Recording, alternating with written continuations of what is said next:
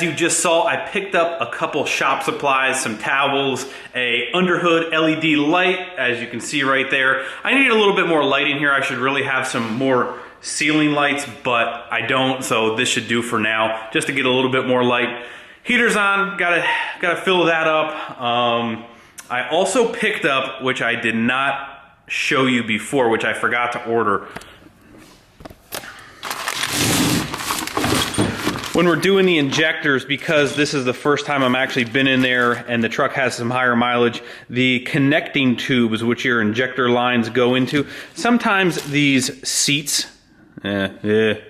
sometimes the seats there get a little messed up. So if you're changing your injectors for the first time and they haven't been out in quite a while, I always recommend changing these. There's O-rings here that seal up, and then this tip here is very important. So usually if I'm doing injectors and something, I always recommend doing those. It does add a little bit more money to doing the injectors, but a safe bet nonetheless if you are doing injectors for the first time, or if they haven't been apart in a while. Always a safe bet just to do them so you don't have problems down the road. So, like I said, we're gonna start going on the front main seal here. Let me show you where we're at if you didn't watch the last video.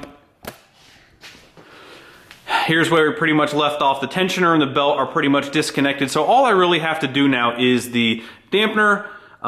Just got to undo these bolts here for the power steering pulley and this idler assembly as well. So just so you can see, I'll do the close-up now. There we go. So 1, 2, 3, undo that. I'll just push that out of the way just to get the rest of that cover out. This will come completely off. The front main seal is actually right behind that. This assembly is going to come completely off, and then the whole case will be exposed, and we'll take that off. And then I will show you guys the next step.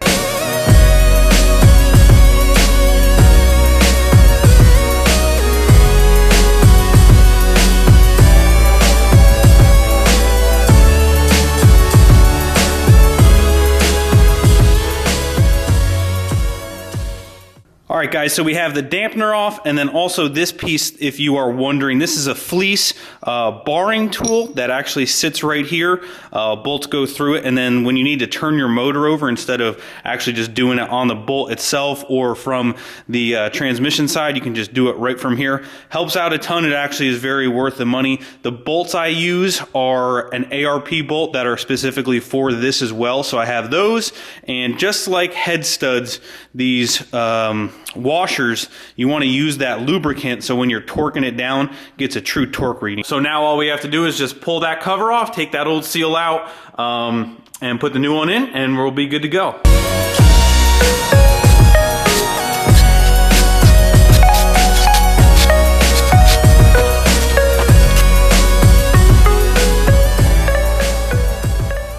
So obviously before you put the new one in, you want to make sure everything is clean as best as possible. Follow the instructions. It says not to use any lubricant. You got to put it in dry. So we're just cleaning this up real quick, making sure everything is perfectly clean.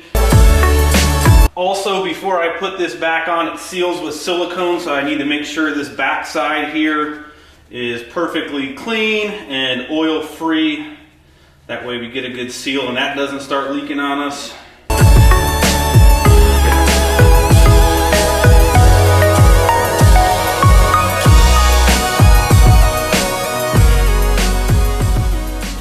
All right, so just like the back of the cover, we want to make sure the face of the case is clean. You can see quite a bit of silicone residue left over from when I pulled it off, so really got to spend some time here, clean this all up really well. That way we get a nice tight seal. Obviously there's going to be oil in there, so we don't want to have a leak after we're trying to fix this leak. We're going to spend next couple minutes cleaning this up. So before I give you guys a quick update, can we just appreciate this light? I don't know if you can really tell by the camera, but freaking ton more light right where you need it. All right, so update on everything. The timing case surface is fully prepped, fully cleaned, you know, really scraped down, really brake cleaned off. Everything is completely smooth, no issues there. Same goes for the back side of the case. All the silicone has been removed. Everything is brake cleaned, ready to silicone. Front seal is in. I didn't really video me putting in the seal, but really it's not all that difficult. This is the installer tool. It gets installed from the front. You know, you basically put, you punch the old one out, put the new one on here. It's really supposed to be tight. It's not really that easy. You know, you put this on top and you end up, banging that down until, it's completely flush with that. So front seal is in. We're going to flip that back over, just wipe it down one more time, seeing that I might have touched it with my fingers. Silicone the back side of that case up, really well, not using too much, but do that, and then we are going to put that cover on.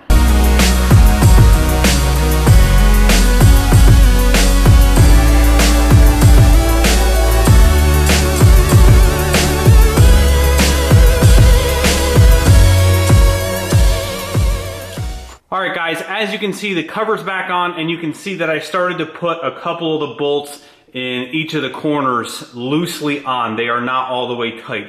So another thing that this installer tool does besides drive the seal in, this inside diameter is the same as this crank. So what this is supposed to do, when you put it back on over now, again, once you put it back on again right here, and you fit it on snugly, this is supposed to ride here and then also center this timing case to the crank. So when you tighten the bolts down, you know that it is perfectly centered on this as well. So that's what we're going to do now. We're going to slam this back in here a little bit, and then we're going to finish tightening these cover bolts down.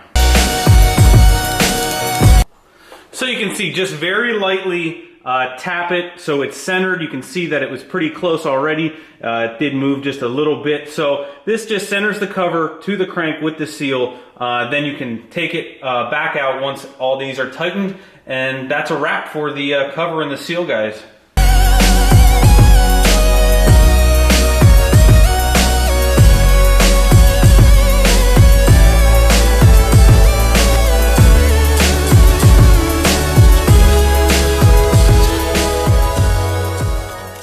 Alright guys, there she is. Cover is fully tightened up. Everything's cleaned up, ready to go back together.